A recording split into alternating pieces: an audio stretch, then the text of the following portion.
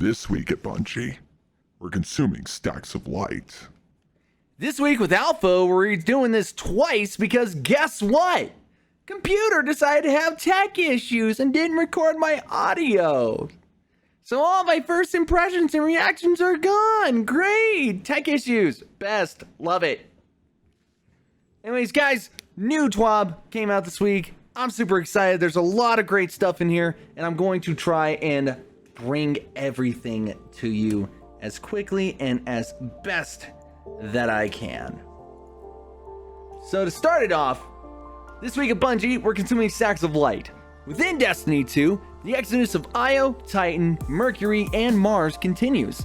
Zavala has tasked you with spreading word of impending darkness and keeping our beloved vendors up to speed. There are still a few more loose ends to tie up on these destinations, so get to it. Along your quest, you'll have some final chances to earn unique loot and fill out your collections before access to various strikes is impeded by the darkness. While the Traveler may have chosen you, it's almost time to go beyond the light. Don't forget where you came from though, as we're celebrating Destiny's almost 7th birthday this week. Yeah, we know, it's been 6 years, but 7 is darker. I remember getting my hands on the PlayStation 3 version of Destiny 1, and that was not my first experience with the game. I didn't get to play the actual game until the 10th because the postal service was slow with mine, but I was there for D1 beta and just had an absolute blast. It's the one game that while I was waiting for it to be released, I was so antsy I could hardly stand it. I just wanted this game, and 6 years later I'm still playing it, and I'm still so excited over every little thing that comes my way. If you haven't snagged the sweet wallpapers or seen our Stasis deep dives, head on over to our fresh blog article covering the fun. While we're celebrating the past, we're also getting ready for the future. Whether you're a veteran of Destiny or have just been rezzed in the Cosmodrome, thank you for playing and thank you for being a part of our community. Moving on. Suit up! A few TWABs ago, hello. Luke Smith took some time to run through changes to our philosophy in doling out rewards through the various activities of Destiny 2. Hit the article again if you'd like a refresher on vanity, cosmetics, and more. Today, we'll be focusing on core playlist rewards via Strike, Gambit, and Crucible. To quote the article, here's what you can expect on November 10th. We are adding a new set of armor for the core playlists. This armor shares a set of new geometry with decals and shaders specific to the activity. They also they also have knives on their chest. It's gonna poke an eye out. We will create new sets like this each year. The set will arrive alongside the next expansion, which is really cool because like I said prior to the computer farting, I'm just not, the armor's not cutting it, and doling out new ornaments as they did to like supplement it, not cutting it. Like, I was excited when the Trials armor came out because it was new armor. Like, bruh. Anyways, getting back to it, this armor can be earned by completing activities or through vendor rank ups. Weekly challenges are also being updated to offer avenues for players to earn higher stat packages for these armor sets, which is, I'm happy with this because I am grinding for a build right now, and it is a bitch to get the rolls that I want. Like, it is a bitch. Going back, additionally, year 4 will see the return of pursuit weapons, which I'm happy about. I missed it. For those of you who may joined our community in the last season or two, these weapons have static perks but allow for some customization. The final 2 columns have multiple perks to choose from, so you can tailor your weapon to your desired playstyle. Our eagle-eyed guardians may recognize this beauty from a recent Stasis trailer. So whenever I was editing this, I'm throwing up the image right now for you all to see. I don't know if you can tell, this is exactly like this. That's Beloved. And this, according to the file that I downloaded, is called The Adored. So that's really, really interesting. I can't wait to see what it's going to be like. Honestly, for me, even though they nerfed it after Shadowkeep, I still use snipers for DPS on boss raids and all that. That's just me. I still use it. Sometimes I use auto rifles. Sometimes I'll use mountaintop. But more often than not, I like using snipers for DPS. That's just how I roll. So hopefully there's something good. Maybe no distractions. Maybe some box breathing. Something like a buffed version of either of these perks I would be happy with. Maybe an advanced version of rapid hit. That would also be amazing.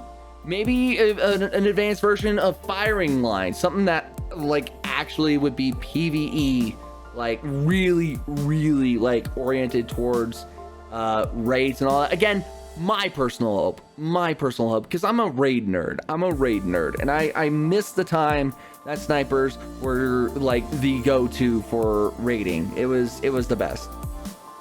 Getting back to it. Our goal is to have a pursuit weapon available per season, earned through a focused quest. Banshee will give you a choice between Strikes, Crucible, or Gambit to earn the base model.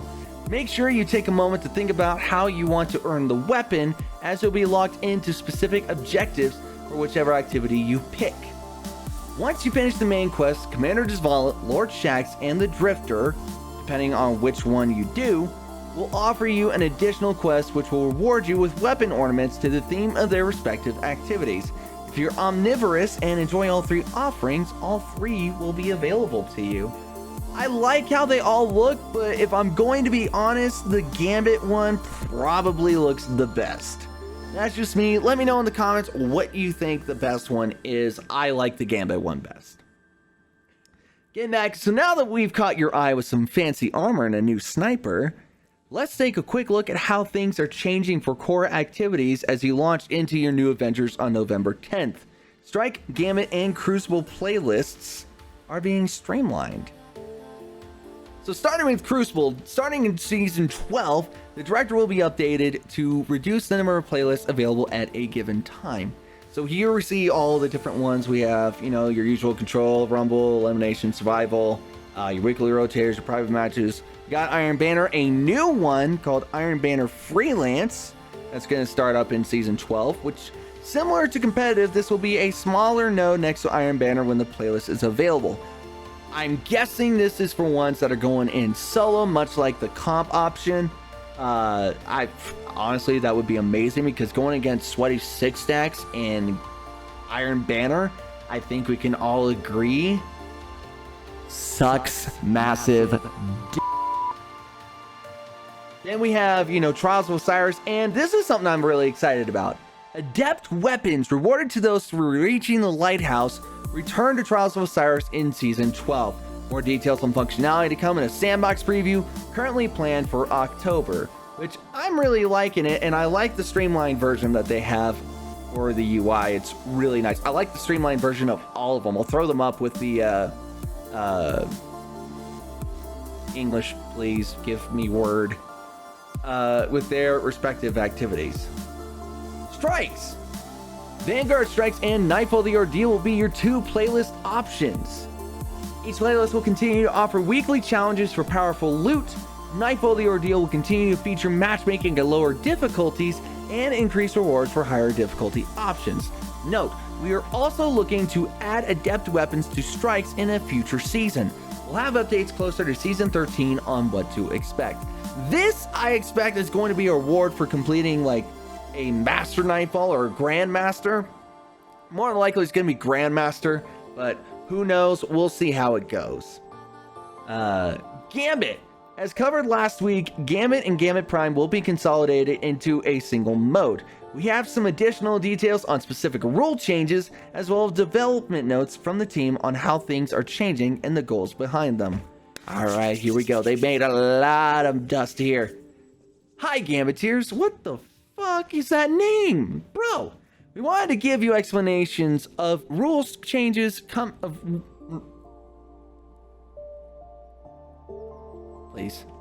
rules changes coming to Gambit in November, as well as a key update from last week. First, some goals we wrote down before we started. Build a more approachable Gambit Prime, keeping the one round format with a longer round but without the Gambit Prime armor perks. Rebalance the moat space to last 2/3 of each match rather than half of the match. Speed up the Primeval fight compared to Gambit Prime to give more of the feeling of a boss rush. We started with the Gambit Prime encounters, full stop. However, without the Reaper buffs, the large bosses that come in enemy waves were too tanky, so we pulled them all down to mini boss or elite. The pacing should feel like how Gambit feels for a pickup group or how Prime feels for a fully kitted team. We also tested the having the moats phase target a score of 150 and or having a heavier moat drain. This allowed organized teams to steamroll even more effectively, not less. So we pulled back to the current Gambit Prime moat target and drain. I agree with that. Having a score of 150 and a heavier moat drain or the same moat drain would be ridiculous. Not gonna lie. Like, even if you did have the 150, I feel like having the heavier moat drain would be mandatory simply because of the mass amount that they could still have. You want to make a dent in them, you drain their moats. But if they bring it up to 150, the number of moats you can possibly drain will become a smaller percentage as to what it would have been before. So I'm happy that they didn't go with that. That is good. We started with the Gambit Prime blockers, but pulled the Taken Captain from the blocker lineup, as he proved a little too potent for a 10 moat blocker. I agree with this. The current strat in any Gambit match right now is to send a 10er and then a 5er so that he can kind of buff it up and make it a little more annoying. That's kind of the strat, and just making it annoying. We replaced him with the Phalanx, which can be tough to kill but not as lethal. Since we don't have the armor perks, we also had to remove the 20 moat giant blocker. That's okay with it. Anytime, if you're a fully kitted team, the 20 moat blocker literally doesn't even matter. We kept the invasions during moat phases at 3, just like Gambit Prime, but pulled back the minimum time between invasions during moat phases from 10 seconds to 20 seconds. It never feels good to get invaded back to back. This is true. It is a bitch because, again, in Gambit Prime, you're always going to have, on a sweaty team, there's always going to be that one person assigned to invading and just fucking with the other team. That is it. That is their entire goal. They are the PvP guy. That is their job. Everyone else focuses on moats, on the boss, everything else. The PvP guy does the PvP thing, messes with the other team, and calls it good. I am happy that they buffed this or changed it, however you want to say it. This makes me happy. For the boss fight, we started with the Gambit Primeval fight, removed the timed Slayer buffs, increased the Primeval health and potency of the Slayer buff given by when killing envoys. We respawn the envoys every 40% damage to the Primeval, so if you get invaded and the Primeval is healed a lot, you have the opportunity to get more Slayer buffs and catch up. The fight length ends up somewhere in between the original Gambit and Gambit Prime, so we adjusted the invasion timer during the Primeval phase to match. Again, right in between Gambit and Gambit Prime timing.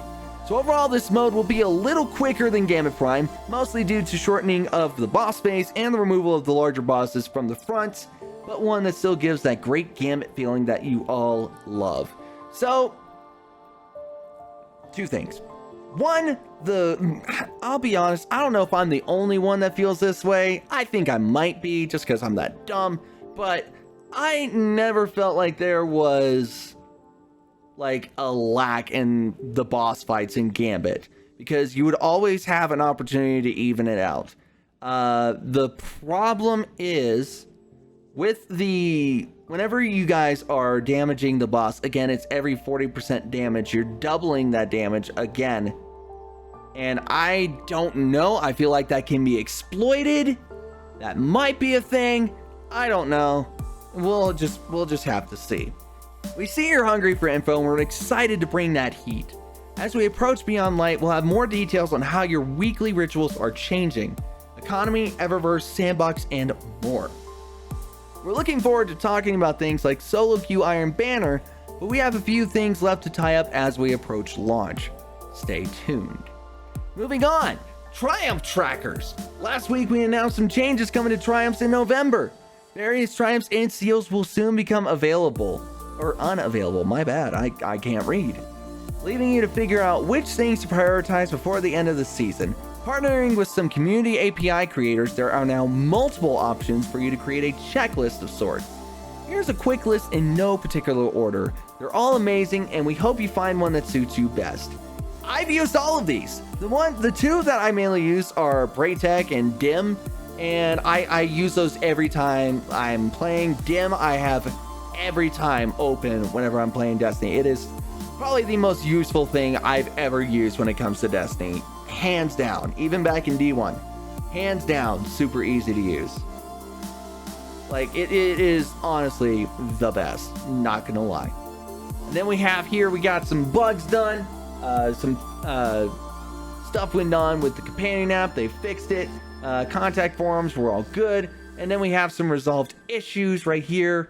The one I'm happy about is enemies will no longer stop spawning in the hexahedron area in the prophecy dungeon, blocking players from progressing. I don't know, again, if this is like the door, which is something that happened to me multiple times and multiple friends, where you would go in, you would go from the hexahedron area to Heaven Hell to follow the boss over to Rainbow Road, and the door would close on you.